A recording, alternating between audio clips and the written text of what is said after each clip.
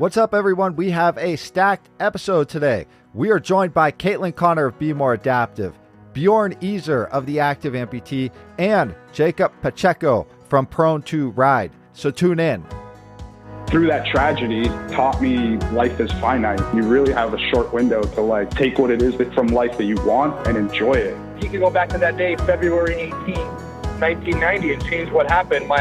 My honest answer is I wouldn't change it. You're just going to have to go through it, and your strength is going to be found in simply going through it and being authentic and real in the process. I was talking with my palliative care doctor today, and she turned around to me and she looked at me and she was like, do you think that you'll eventually beat this? And I was sort of like, yeah, that's probably what I'm trying to do. No, nothing will ever take away the pain of my daughter not being here. My reality. Well, I know what my body's going to do to me. I've got a wheelchair in my future, but you know what I've been looking for? What's that? One with off-road wheels. Just remembering me as I am, happy and energetic and full of life, no matter what. You can expect life to kick you in the teeth, but you always get back up, no matter what, and you just keep going. Living Adaptive with Scott Davidson. Yo, what's up, everyone? Welcome back. We have a great episode today. But before we jump into that, I know it's been a couple weeks since we've aired out an episode, so I took some time off this summer. I got to do some traveling and take a break from everyday life, and even catch up with some supporting organizations, including most recently Angel City Sports and the Angel City Games that were based in UCLA this year. And we got to see the kids compete out there, and adults too, but it was cool seeing the kids especially compete because they are the future. So anyways, you should expect in the future more content. I plan to expand the content and we'll provide more details in the near future. But speaking of content, really quickly, you can find more about us, and you can find previous episodes, show notes, social media links, all that good stuff at livingadaptive.com. So go there. All right, let's jump into this episode. Today, we're going to check in with a couple guests. We're starting with Caitlin Connor from Be More Adaptive. Then we jump over to Bjorn Easer from the Active Amputee and hear about his new show that he's producing. And then finally, we catch up with surfer Jacob Pacheco and follow up and get the results from the Nationals Adaptive Surfing Comp and talk about the content he plans to put out. So with all that said, we have Caitlin Connor right now. So let's jump over to Caitlin Connor. All right, Caitlin Connor, last time we talked on air, you said you were going to do it, meaning you're going to build Be More Adaptive. And essentially, you're going to have this organization focused on centralizing all things adaptive. You did it. You did it, and I want to say congrats. I'm doing it. But yes, thank you. I want to disagree and say that if you just stopped right now, you just said, I'm done, I think you accomplished it. Now you're just adding to it. You're building it bigger. It's a big deal. Well, thank you. I really appreciate that. It's become my life's work.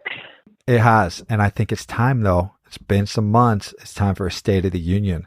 See where you're at, what you're doing, what you plan to do, and go behind the scenes a little bit and just share what's going on with that. And also, we're going to get more attention from you on the podcast so we can keep more current with things going on, not just with Be More Adaptive, but the whole adaptive community. But I want to go first with this. What is the current mission right now of Be More Adaptive for those people that are listening that may not know all about Be More Adaptive, and has it changed since you started this? So currently, the mission, the short version of the mission, you can go to the website, bemoreadaptive.org, and see the official mission and vision statement. But the mission of what we're doing is to be the largest collective resource in the adaptive community. And what that means is we are collecting all of the resources around the world to put them in one easy-to-access place. When you say you put them as one resource, you have multiple things going on. You have your website, you have the Be More Adaptive Facebook group, you have your Instagram accounts where you're posting a lot of athletes, not just athletes, but people adapting to various situations. And so you have all these formats coming together, and a database is forthcoming that will detail everything that's going on around the adaptive community. Each area has a different place too. They all serve different purposes. So the Be More Adaptive closed group is where we started. We started with the world of adaptive sports and fitness. It used to just be physical disabilities, and it used to just be sports. Now it is physical and mental. And, at any time, anyone can become disabled. It applies to people who are going through any kind of adaptation. But really, we focus on mental and physical disabilities, but also every category of the lifestyle, not just sports and fitness. We want to cover everything: fashion, ADA compliance, disability rights, the guy who parked on the hash lines at the parking lot. We want to cover every area of the adaptive lifestyle. It was something I was lacking when I became adaptive myself, so I know other people need it. I grew up with my brother who has cerebral palsy, so I got to see what life was like for him versus what life was like me coming into it later in life, and also at a more friendly time period to have a disability. And it's still not where it needs to be, but I have been able to see the differences. I grew up with it. My other brother had epilepsy, and that's actually what he died from. So I got to see very different sides of disability. And now I go through it personally myself. So I became an amputee 5 years ago now. And one of the worst things was after 24 hours, the hospital tried to kick me out and send me into the world.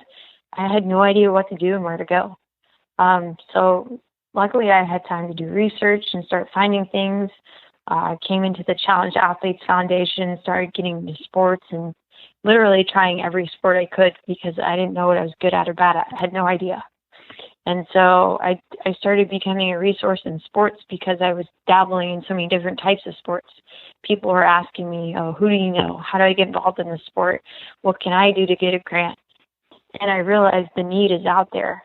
So it started with sports, and then I realized that need needed to go past sports. For you listeners that have not heard Caitlin Connor's story, you can find it in an earlier episode. We'll have that linked in the show notes, but you can also find more about Caitlin on her social media sites and on her website. We'll have those in the notes too. And it's a pretty incredible story.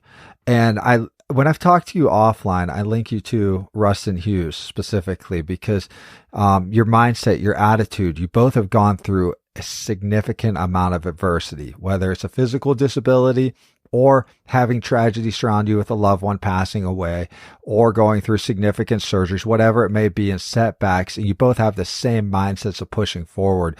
And so I think your episode and his episode are really interesting and really linked up, really cool to listen to.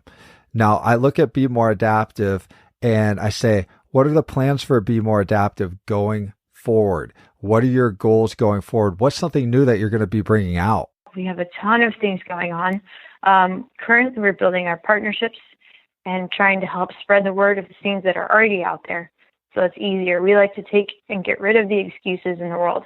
They're valid excuses. They're things like, I don't have funding. I don't know what's out there. I don't have access to anything that's out there, or simply, I don't know if I can do that. So we want to be able to get rid of those excuses. We want to show you what's out there. We want to get you the grants and the funding you need, or teach you the ways how to get grants and funding, right? How to get sponsorships. But also, we want to show you can do it by showing you somebody who's already done it. We want to show you that there is access to all these different things, and making it easier for people to find makes it easier for them to actually go out and do. And we want people to live happy, healthy lives the best way they possibly can. They can't do that if they don't have access to these resources. So we want to make that easier. Things that are coming up, right? We have a lot of things that are happening. We co-host with our partners, so you can check out any of our events on our Facebook. And those events are going to be all over the U.S., mostly at this time. We have a couple Canadian partners right now. We're working to spread further across the world as well. And then you'll start seeing more international events pop up. But you can check out those events. Things that are in the works, we'll be working on some workshops to help teach people how to gain sponsorships, how to do public speaking, how to fill out grants. So we'll be working on that on the user side of things. But also we'll be working with some of our partners to create events. And in Houston specifically, we're working with Crossroads Adaptive Athletic Alliance to do adaptive coaching. and get certified. And if you haven't worked with them before, it's only $1 for an adaptive athlete to get the certification. And it's very useful, and that's something that can help you, get your own coaching or something like that. But we have lots of little partnerships we're working with. One of the things that I have a goal of in the future, fashion specifically, I would love to, and I've talked to some of the designers we're working with, I would love to have a Be More Adaptive fashion show where we have all of the models are adaptive. All the designers are working on adaptive designs that are literally going to come out into the community and be spread like wildfire and become normal, but also kind of make it a competition that's fun and have these designers get to work together and with their models and take these problems that normal people have and turn it into something beautiful, but also very useful and functional. And then, of course, we're always working in the sports world, working on clinics. First, we're working on funding, and then the clinics and everything else will follow. I can say I've been around a lot of organizations, and it's really easy to feel part of Be More Adaptive just based on your scope, albeit very broad, but that scope is very inclusive too. And that's what I love so much about Be More Adaptive and what you're doing. I believed in it in the start. I have no financial benefit here. I have nothing. I believe in it because it's what the community has needed for a long time. And I know that other people may have attempted this. At least that's what some have said. I haven't seen it. But I do think what you're building here is so utterly important. And you brought the community into support. I have my ear to the ground and I'm able to hear a lot of wants and needs within the community. And you answer those wants and needs. And I thank you so much for being here from the beginning, for real, because the whole point of Be More Adaptive is doing things together. If we're going to change literally the way the world thinks and the way the world treats people with disabilities, we can't do that by ourselves. That doesn't take one person. It literally takes an army, and it takes an army the size of the world to make that happen. This isn't something I can do on my own. And everybody I partner with, I always tell them, look, you'll never see an event hosted by Be More Adaptive that is just Be More Adaptive. Every event we do will always be a partnered event. And we'll throw in as many partners as we can possibly get, because the whole point is to get the word out about these partners and to show the community what's out there and what's available. What adaptive organizations or supporting organizations have really impressed you in in recent months? You mentioned Crossroads, which I love you, Crossroads. Once I showed up at your facility, I was traveling through, nobody's there. I was bummed, but I walked through it while nobody was there. And I did look at your t-shirts. I don't know if that's okay. And did, kind of checked it out, but nobody's we'll there. Ask Sarah about that. Yeah. Hopefully I didn't screw up. I have been blown away by so many organizations. There are definitely people out there trying to do the same thing, just not necessarily quite as broad. You've got Amputee Concierge. They're trying to do what we're doing online and bring the community together for amputees. There's another one coming up that's called Adaptable Org that's trying to do something similar. You've got communities out there like Special Strong that is working on the intellectual side of things. He's got a gym. Daniel Stein's got a gym up in North Texas that works with the intellectually impaired, but also is creating a database full of resources for people who need that. So you have all these different entities out there covering certain areas that just need to come together in one place. You have solid organizations like the Challenged Athletes Foundation, but they only cover athletics. You have disability fashion out there. Of course, they only cover fashion. You have things out there. You have Patty and Ricky, which is kind of like the Zappa adaptive, so to speak, where they pull together all these adaptive designers and lines so that you can actually go to a website on one spot and try to find all these different designers that create these different things that you need in the adaptive world. But you have all these people that are coming together and creating things that really just need a light shed on them. And that's what we're trying to do. We're trying to show people these teams exist. They don't just exist, they're awesome. We've got things like Coolway Sports up in Canada, which makes adaptive wheelchair covers for things like marathon racing or going out adventuring in the snow instead of having to wear a trash bag in a marathon that doesn't actually keep you warm or dry. All these different things exist. You've got Grip Freedom Chairs out there is so willing to work with the community, whether it's renting out chairs or giving demos or doing things like bringing these chairs to Spartan so you can actually race Spartan races in a wheelchair. And the customer service is totally spot on. It's a community that's growing and it's personal, and it's a very important community to me. Yeah, agreed. And Grit, on your last one that you mentioned, has just done a hell of a job to really support the athletes. It's been really impressive, and I'm glad I got to see this, and I'm glad I got to talk to some of the athletes. And I know you're very close with a lot of the athletes using those chairs, and they've been really, really awesome. And you rattled off a ton of organizations, a ton of companies that are putting together a lot of supportive products or a lot of supportive systems that can really help anybody within the adaptive realm, whether you're adaptive yourself or whether you're supporting or a caregiver. There's something in there. And I'm so happy it's going there. But man, it's been a long path to build what you're building, to build what you now have as Be More Adaptive. Had to have a ton of politics. It had to have been a crazy ride. I mean, the most politics is just getting somebody to say yes for me to promote them, which is kind of ridiculous. But there's so many organizations that I haven't listed that I'm still trying to get as many partners up on the website. There's so many sitting in my inbox that I need to go and update the website because I've been building the website too.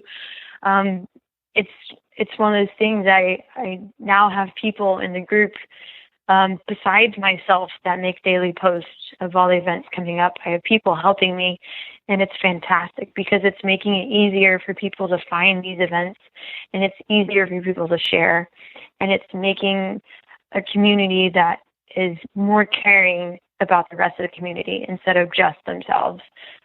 There are plenty of competitive entities out there that try to just kind of hold everything to themselves, and they don't realize how much that's actually hurting them and making people turn away from them.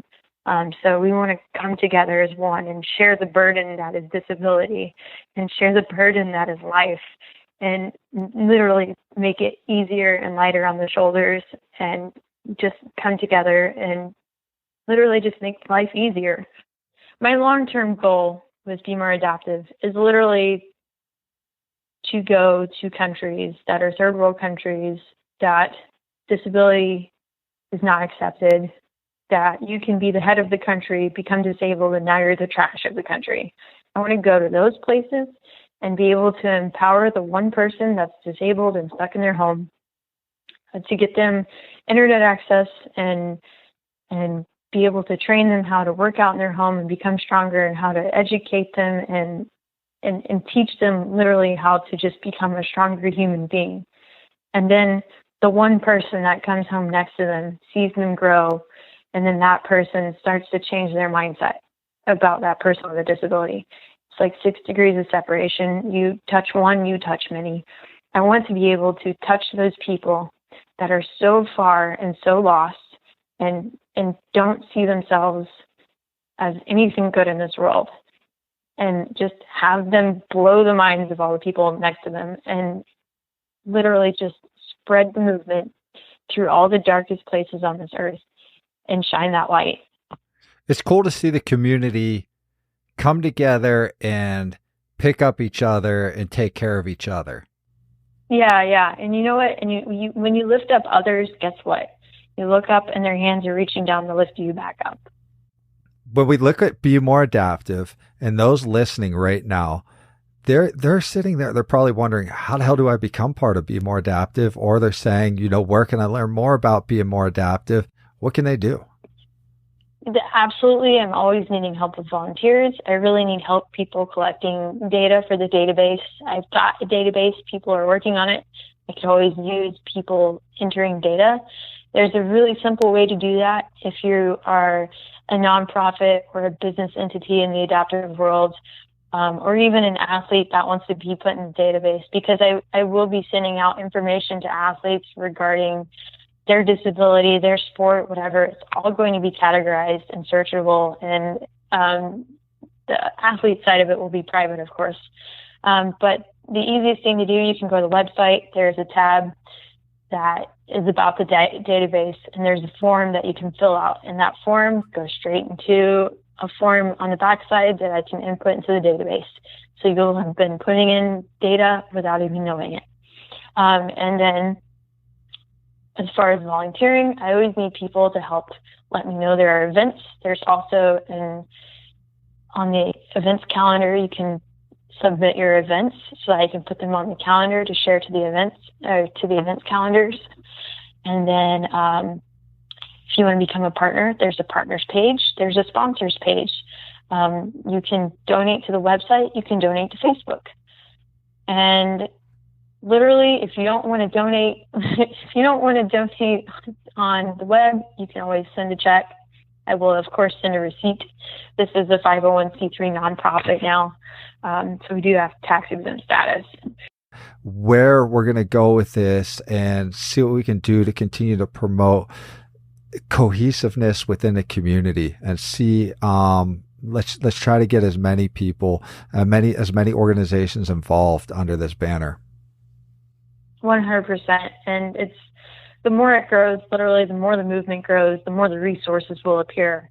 And at some point, I'm working on grant writing right now so that I can learn how to write grants better to get funding for the organization and to also help out other organizations who need grant writing. But at some point, we'll have our own funding.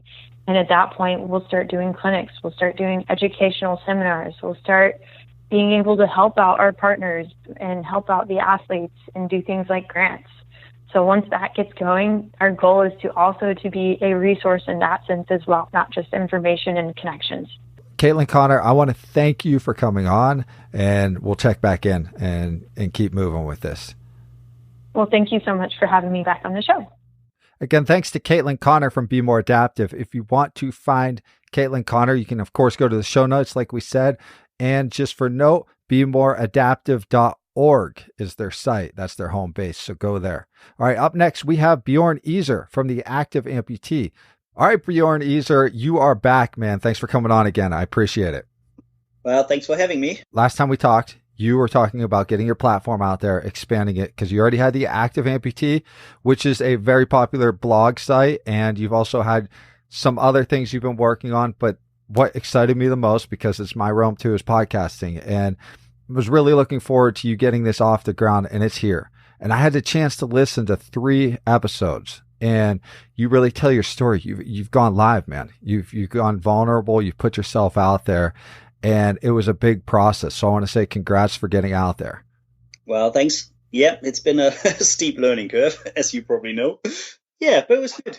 Yeah, podcasting could be definitely anything, any type of media that you're getting out there and being vulnerable could be definitely tough, for sure. So let's jump into this. Let's jump into what your podcast is about, give an introduction to our audience that may know you, may not know you, may have heard of your podcast already, may not have, but let's just put it out there for those listening. What is the Active Amputee, the podcast? Well, the Active Amputee podcast is nicely complementing my blog, The Active Amputee. And the idea behind it is having a monthly show which encourages amputees or people with limb difference to just be active, try new things, push their limits, get beyond their comfort zone, and live an active lifestyle. The idea is to have a monthly interview with other amputees, with people from the from the industry, with physiotherapists, with organizations like Wounded Warriors, and some other charities around there. So that's from next month onwards. I made a conscious decision to have the first 3 episodes about me, not because I think I'm special, but because I think it's nice if people actually know who's the person behind this show. Mm-hmm. So as you said, my story, how did I become an amputee, being a bit vulnerable, taking it with with a smile and just, telling my story.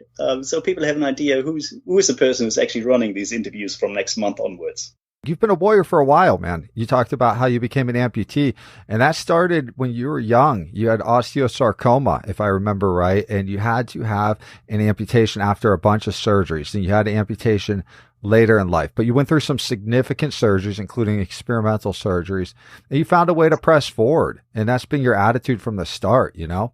Yeah, man. As you said, I had bone cancer when I was a teenager in the mid-late 80s. Mm-hmm. But at that time, they didn't have to amputate. So I had two legs. One wasn't functioning all that well, but I mean, it was okay-ish for almost 20 years. Yeah, and then the amputation was a decision by me against the doctor's advice. When just the knee wasn't functioning and I had a big infection, and they had all kinds of ideas what they wanted to do. But I think it sounded nice from a medical practitioner's point of view, but what they said, what I could do with that leg afterwards, wasn't in line with how I wanted to live my life. So I thought an amputation would be the best way forward. That was in late 2005. Yeah, and I've been an amputee ever since. And I don't want to say it's always easy, but compared to what they what they outlined on how I could live my life with a stiff leg without a knee joint and lots of surgeries, I think I got the jackpot. Yeah, I was hearing some of the surgeries, and at some point it's going to become a fusion of some sort, and that's just tough. And I totally get your perspective of where you went, and it worked out really well. Like you said, there's setbacks, there's a lot of issues that can arise through that, but in the end, it's worked out really well. You've been about empowerment. What got you out there to start empowering everybody? I mean, for me, it was, I know I feel best when I'm active. I like trying out new things. I like being physically active. I like getting up the mountains and doing stuff and sweating and, huffing and puffing. And I think then you feel alive. And, that's what I want to do. And when I had the amputation, I mean, I had a good network around me, people who encouraged me, and people said, no, you should try things. But I haven't really been around amputees a lot. If I take out the time in the initial rehab, but I haven't been connected to kind of, things like the Challenged Athletes Foundation or organizations like that. So for me, it was very much trying out things by myself and doing the trial and error things. And most of that worked well. But it's only in the last couple of years I actually got to know more amputees and had the feeling, wow, there's so much you can learn from others. There's so much sharing. There's so much where you can encourage people to actually do things. And especially the ones who, I mean, I never had a problem with accepting my amputation and, running around in shorts and taking the mickey out of myself if things don't work. But I noticed many others actually do. And I thought, how can we create an environment where people have the feeling, oh yeah, that's cool, I can try that, even if I'm not the outgoing, the overconfident person, or if I'm not the sporty type, or if I'm not the person who's generally kind of pre-positioned to trying out new things. So that's when I thought, well, I have a bit of spare time. I'm pretty sure I can teach myself how to run a blog or do a video or something, and just start doing things from my own perspective. So not as someone who says, well, I pretend to be a charity or something, but really, this is my take on life, and this is my take on the amputation, and maybe some others find it helpful. I think you transcend not just amputation, but just struggles, like whatever challenges come up. Yeah. There's a possibility instead of a barrier, if you will, and going through the barrier or going towards the possibility, if you will, really plays out well. What do you expect is going to, what do you think the listeners can expect going forward for your podcast? Like, what can they expect each month, and what are some of the takeaways they can bring out of it? Yeah, I mean, as you mentioned, for the beginning, I plan on having one show a month, and probably kind of a half an hour show or something like this. Mm-hmm. And the idea is really having lively, informal, chatty interviews with other amputees, about what they are doing or how they overcame certain struggles. Then, so that I think that focuses on people getting new ideas, getting encouragement, getting inspiration, saying, oh, I heard this guy or this girl doing stuff, so maybe I should try this. Or learning about new events like, the paraclimbing series or the superhero games or something where people suddenly say, oh, I didn't know, there's so much I can actually be a part of something, even if I'm not a professional athlete or if I'm not kind of, world-class ABCD, but if I'm just a normal bloke. So that's one angle. So kind of this inspiration. And then I also want to get people on from the industry, from Ottobock or research and development into prosthetic devices, into kind of bionics and other stuff. Just that people have a good idea on what are the current developments, what are the equipment and the devices I could use, what should I be aware of if I have, the chance to get a new prosthesis or, these things. And so that's more about encouraging people to inform themselves and make informed decisions about their life and not just depend on, a GP or an orthopedic surgeon or a prosthetist, but really, having a say in the very decisions about what kind of prosthesis you get, what kind of equipment you should be able to get. And then last but not least, I want to bring on people from support organizations, peer support workers, people who set up live events, just to encourage more people to actually take care of the increasing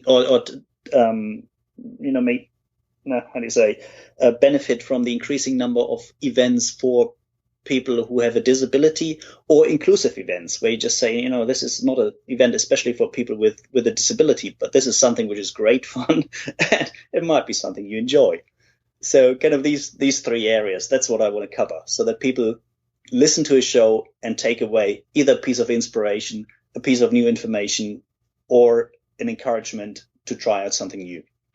And I think one of the cool things is that you're worldwide, man. You travel everywhere. You have a really good perspective of issues that are in different regions of the world that surround limb differences. And you have a good idea of different companies, and you have a really strong idea of what's going on in Western areas. And it'll be cool to hear your perspectives, especially when it comes to policy. I mean, that's your game anyways. And so it'll be really interesting in this realm. What about hitting the road, man? Are you going to get out to some of the stuff in the States at some point, maybe broadcast live there?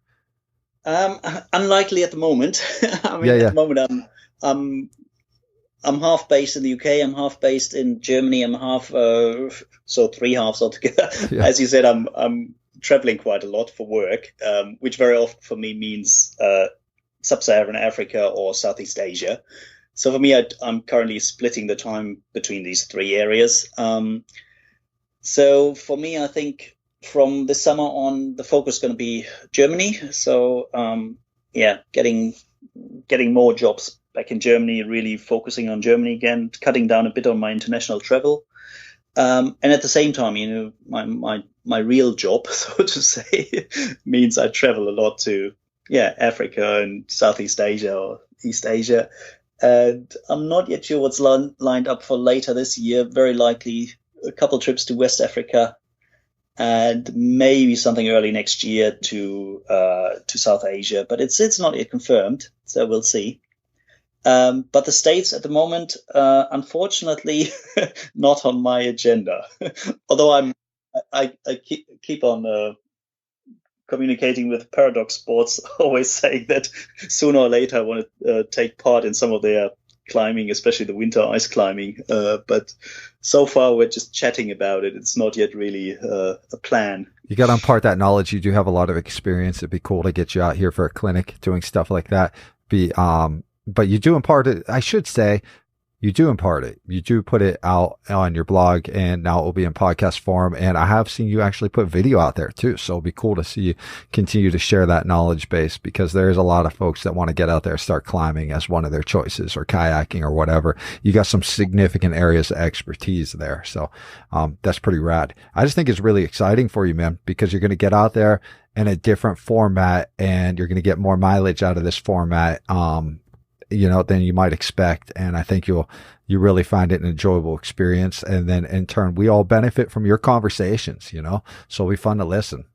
I think the nice thing about the podcast is also, now you can produce something which is good quality basically on the road. So the midterm idea is actually to take the microphone and the computer out on the road, and as you said, report, maybe not even live, but have live coffee chats, and then invite people to be part of our conversations, no matter if that's from the paraclimbing series, or that's from, as you said, a wakeboarding camp, or if it's just a chat over a pint with some other climbers or so. So yeah, I hope people can get something out of it. And yeah, as you said, podcast is a great thing for the daily commute, or when you're doing your household stuff. It's something that can nicely run on the side.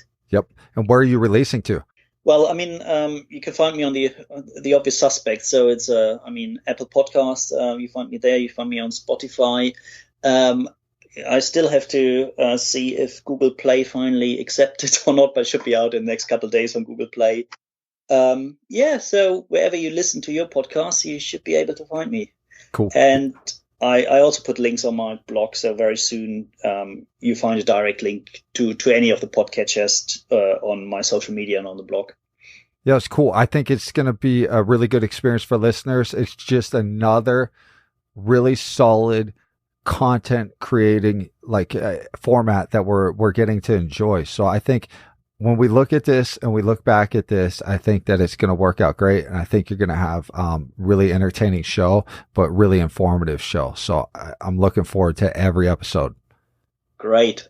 It's good. And I really appreciate you promoting it. Yeah, that's great. You were actually one of the people who kind of got me into podcasting. So I blame you for it. Awesome. Anything I can do to encourage and help.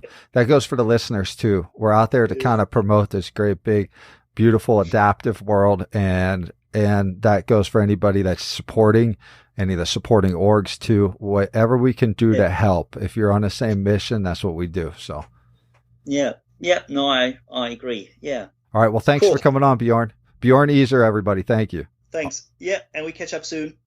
Thanks to Bjorn Easer for joining us. You can find him at theactiveamputee.org, and also in the show notes, you can find links to his social media accounts and much more. Don't forget to go subscribe to his podcast. Just a quick note before we jump over to Jacob Pacheco. Again, you can find us at livingadaptive.com and on social media like Instagram, living_adaptive. All right, let's jump over to Jacob Pacheco. All right, Jacob, man, we got a lot to catch up on. We have now hit the time where you have competed, you've gone through the process, you trained for a long time, you were really amped up, man. You spoke out a lot about what you've been training for, what you've been doing, and you did. You got down there and competed, man. So what happened down there? So here's pretty much what happened. We went through West Coast Championships. I can say that I took first in that. That was a really close competition, but it was a great one. I worked really hard for it, so that was awesome. I kind of continued on that path going into June, and I felt really good about where I was at physically, mentally, emotionally. Kind of went into nationals, and it did not go as planned. I did not perform as well as I'd wanted to, and it was really disappointing. It was a very dark moment. I didn't even make it to finals in nationals, so that was a big moment for me, where I had to do a lot of self-reflection, see things differently, and attack it in a new way. But it was really good for me, very healthy, and it taught me a lot about myself. So what happened out in the water? What was it? Was it just one of those fluke things, man? Bad timing? What was it?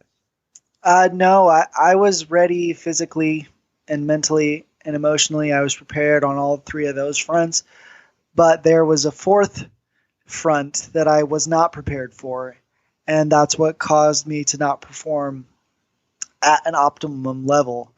I caught 11 waves in about 30 minutes. I was working super, super hard. So physically I was right and I was tight. I was right and tight, but I didn't perform strategically how I planned it. So what I mean by that is, I used to play chess a lot, and I used to play a lot of strategic computer games where you had to kind of see not only one move in front of you, but about 3, 4, 5, 6 moves in front of you. You had to anticipate things. And we call that strategy. I had no strategy going into my heat. I just knew that I was going to catch a lot of waves, but I didn't have a plan for what was going to happen once I got on those waves, or where I can move to find better waves. And I knew where the better waves were, and I actually did not mentally do it because my strategy did not kick in. So I was not prepared strategically, and I was not ready to win national championships. I understand that now. I was not ready, but I know the process to get ready. So that's why I'm more excited and supercharged. Today marked my first day back in the water after 2 weeks off, and I'm feeling energetic. I'm feeling happy. I'm feeling charged up again. And it's good because my batteries felt pretty empty for the past recent time period, but I never allowed myself to get too down. It's more of just understanding yourself, making commitments to yourself, and moving forward. Like, I'm human, so it's okay to have down periods. We're not all perfect. We're inevitably and beautifully flawed. So let's accept that. Let's embrace that and move forward. And that's kind of what I did. I mean, I was very hard on myself. And then I realized, you know what? Like, life is much bigger than a surfing competition that I've worked really hard for, no doubt, but it's a surfing competition. And it just makes me laugh every time I say it because it's something that I never imagined for myself up to this point, prior to this point, And so I'm living my dream and my passion, and what do I really have to complain about? And it's not much. Okay, I didn't do as well as I wanted to. I know mentally I'm going to keep pushing myself to excel. And this is what I'm going to do, so no problem. Let's get back at it. And thankfully, I had a really strong support system, and they were around, and they kept reaching out to me and making sure I was all right, and made sure that I kept on my track. They're like, "Hey, you're a happy person. You need to be a happy person." And I said, "Yes, good point." And that's pretty much what I've been doing. Well, I think what's cool about reaching back to you right now, though, is that you show a lot of perseverance and pushing forward, and it's not getting you down. And you're going out and competing again. You're going out to Europe. I think this weekend you leave, and you're back on the road competing again. So you're heading off to Europe, man. What are you training for? What comps are out there? Ooh, I'm so excited, Scott. You have no idea, my man. It's been a long time coming. I am heading to the United Kingdom on Sunday to head to the Welsh Adaptive Championships. Get this, it's in a mountain range, okay? And it's a wave garden. So they're going to make awesome. Perfect waves for us. And it's just a gorgeous, gorgeous scenery. It kind of reminds me a little bit of the temperate climate up in Santa Cruz area. Really kind of rainforesty, but not a rainforest. So I'm stoked to be up there. And then we're going to France, and then we're heading to Spain for the Spanish Adaptive Championships. And we're going to shred some waves on the Spanish coast. And then after that, it's going to be going to Germany and Italy. And we're pretty much going to be bringing you that content on the Prone to Ride YouTube channel. I'm really happy about it, very excited about it. It's something I've really worked extremely hard for, and it's been a very big dream of mine to do, to go back to Europe. I went originally with my family back when I was just going into college, and I really wanted to return. I made a promise to myself to return, similar to the promise I made to myself as a kid when I was on Machu Picchu, to return to that. And so I made a promise to myself to return to Europe, and now I'm doing it, but as a professional athlete. And it's truly a magical experience. It's a dream come true for me.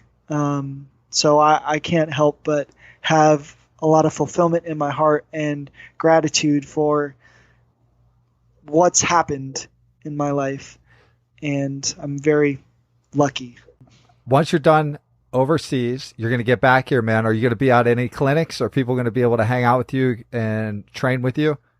Oh, sure. Yeah, of course. I'll be at Waves for All They happen at the end of every month, the last Sunday of every month. They're in Oceanside Harbor. It's just a great time where I get some training in, but it's really more about just hanging out with a bunch of like-minded people, a group of friends, and we just like to catch waves, eat good food, and talk to each other about life, surfing, and anything else that tickles our fancy. Now, Jacob, I noticed that you're surfing because you love it, but you're also out there to compete. You're not there for participation trophies, but you're out there to win.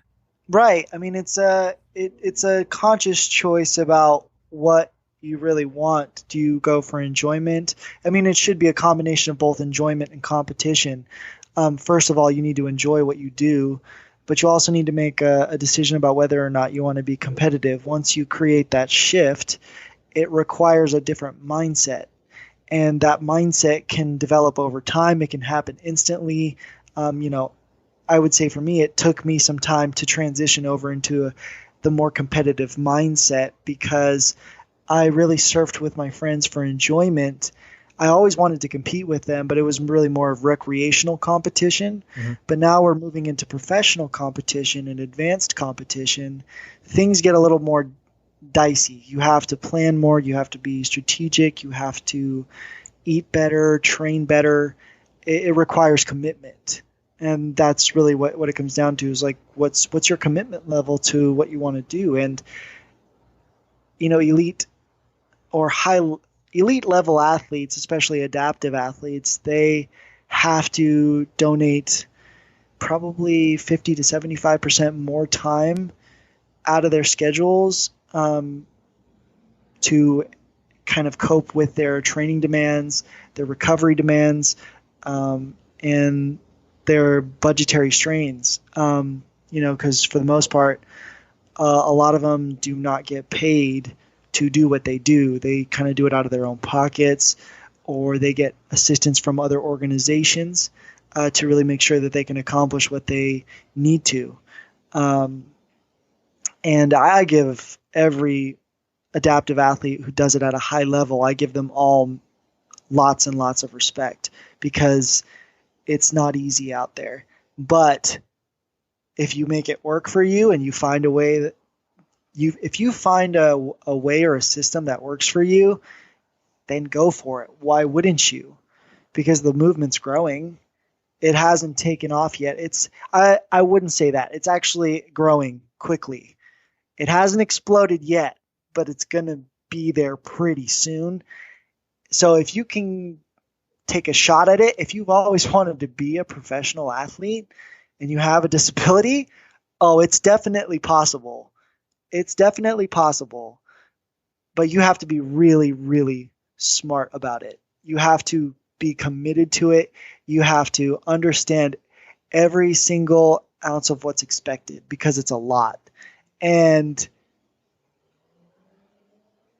the amount of reward from that is astronomical because you essentially start, in my opinion, you start living a dream. You start living what you love to do, and then it just becomes easier because you develop your routines and your systems. I love it, man. I live for it.